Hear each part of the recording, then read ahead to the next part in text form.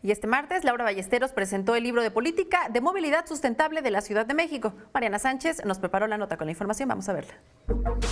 La Ciudad de México administra diariamente alrededor de 21.9 millones de viajes, de los cuales 2/3 partes se realizan en transporte público y otros medios, y solo 1/3 parte en vehículos privados, indican especialistas. Asimismo, informaron que durante los últimos años la Ciudad de México inició un proceso de transición hacia un nuevo modelo de movilidad urbana, debido a que la ciudad tiene la magnitud de una megalópolis.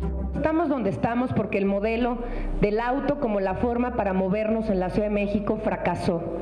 Y eso lo tenemos que reconocer. Para poder resolver un problema tenemos que aceptarlo, para entonces en consecuencia actuar. Ese modelo fracasó.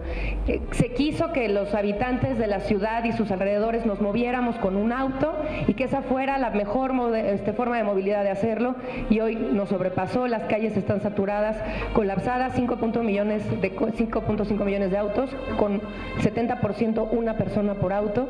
Nos habla de la ineficacia del sistema. Al presentar el libro Política de Movilidad Sustentable de la Ciudad de México, autoridades resaltaron que la capital cuenta con 2 instrumentos de planeación mandatados por la ley y una serie de herramientas de planeación con enfoque a la implementación que permiten la consolidación del nuevo modelo de movilidad. Esta gobernanza que hemos construido, hemos logrado hacer una transición. Los cambios duelen, pero la movilidad que teníamos ya dolía de por sí. Por eso era importante emprender esta transición y generar el cambio hacia adelante. El peatón es el rey de la ciudad, y en consecuencia hay que construir política y presupuestos. Sin embargo, indican que la ciudad aún tiene retos como crear planes de movilidad para mujeres, electromovilidad, movilidad como servicio y seguridad vial. Con imágenes de Joel Arias, Mariana Sánchez, 21 Noticias.